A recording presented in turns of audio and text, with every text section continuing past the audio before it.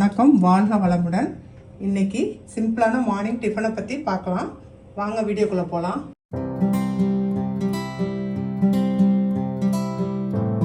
நம்ம குயிக்காக பண்ணுறதுக்கு ரவையை வச்சு வெஜிடபிள்லாம் போட்டு ஒரு சிம்பிளான ரவை வெஜிடபிள் அடை தான் பார்க்க போகிறோம். அதுக்கு வெஜிடபிள்ஸ் எல்லாம் நறுக்கி வச்சுருக்கேன். இப்போ ஒரு பாத்திரத்தில் வந்து நான் இந்த கப்பில் ஒரு கப்பு ரவை எடுத்திருக்கேன். இந்த கப்பில் ரவை எடுத்திருக்கேன். இதே கப்பில் தான் நான் தயிரும் எடுத்திருக்கேன். அதனால்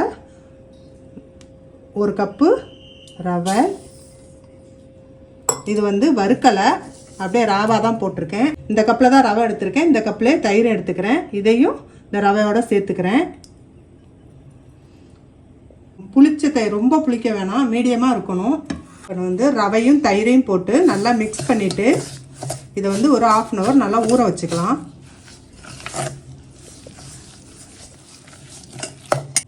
காட்டம்ல தண்ணி சேர்த்துக்கலாம்.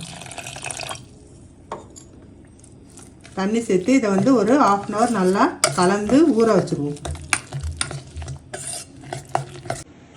பாருங்க, நம்ம ஒரு 1/2 மணி நேரம் ஊற வச்சோம். நல்லா ஊறிடுச்சு. இப்போ வந்து நம்ம இதில் உடனே எல்லா மசாலாவும் ஆட் பண்ணிக்கலாம். ஃபஸ்ட்டு வந்து இதுக்கு தேவையான அளவு நான் ஒரு டீஸ்பூன் அளவு உப்பு எடுத்து வச்சுருக்கேன். நீங்கள் தேவைக்கு சேர்த்துக்குங்க. பேக்கிங் சோடா 1/4 டீஸ்பூன், ஜீரகம் 1 டீஸ்பூன்,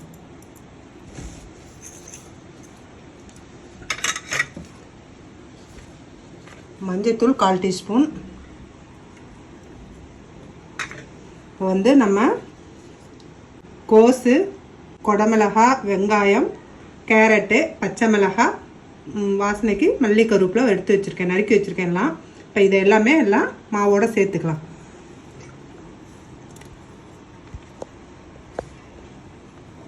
ஒரு பெரிய வெங்காயம் நறுக்கி வச்சுருக்கேன். சும்மா 1/4 கப் கேரட்டு, 1/4 கப், உங்களுக்கு அளவு வேணும்னா 1/4 கப் கேரட்டு, 1/4 கப் கொடமிளகாய், ஒரு 3 பச்சை மிளகாய், கோஸும் 1/4 கப் போட்டிருக்கேன். உங்களுக்கு அப்படி அளவு வேணும்னா நான் டிஸ்கிரிப்ஷனில் தரேன், அதை பார்த்து போட்டுக்குங்க. வாசனைக்கு மல்லி, கருவேப்பிலை.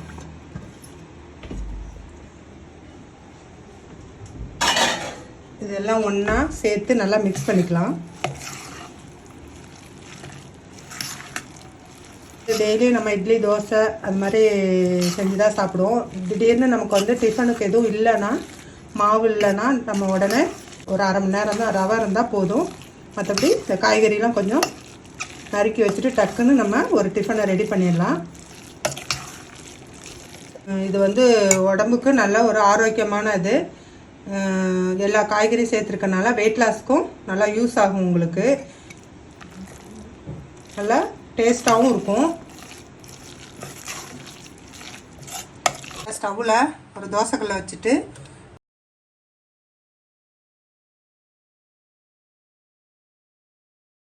தோசைக்கல் காஞ்சிருச்சு. நான் கொஞ்சமாக எண்ணெய் விட்டுக்கிறேன்.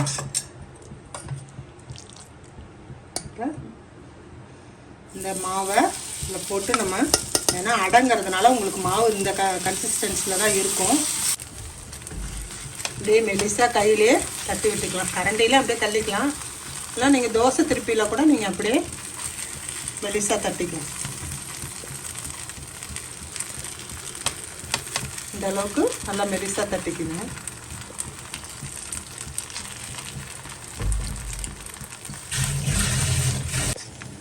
தட்டிட்டு இது மேலே நல்லா இப்படி கொஞ்சமாக எண்ணெய் விட்டுக்குங்க. அடைனா கொஞ்சம் எண்ணெய் கூட இருந்தால் தான் நல்லாயிருக்கும். அதனால் எண்ணெய் விட்டுக்குங்க. ஏற்கனவே நீங்கள் டயட்டில் இருக்கீங்கன்னா ஆயிலெலாம் சேர்க்க வேணாம். சாதாரணமாக நம்ம அடை மாதிரி தட்டி எடுத்துக்கிட்டாலே போதும். ஆயில் ஊற்றினோம்னா நல்லா கிறிஸ்பியாகவும் இருக்கும், டேஸ்ட்டாகவும் இருக்கும். டயட்டில் இருக்கவங்க இதை ஸ்கிப் பண்ணிக்கிங்க. இப்போ ஒரு சைடு அடை வெந்துக்குச்சு. நம்ம அடுத்த சைடு திருப்பி போட்டுக்கலாம்.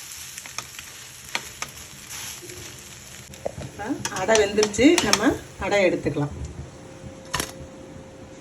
பாருங்கள், இந்த அளவுக்கு நல்லா கொஞ்சம் ப்ரௌனாக வந்தோன்னே எடுத்துக்குங்க.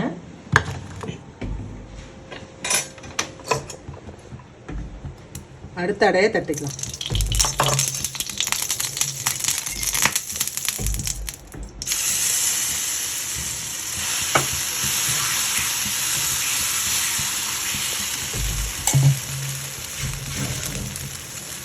இது கொஞ்சம் அடங்கிறதுனால கொஞ்சம் திக்காக தான் இருக்கும். அதனால் நம்ம வந்து தட்டிக்கலாம். கரண்டியில் தேய்ச்சோம்னா வராது.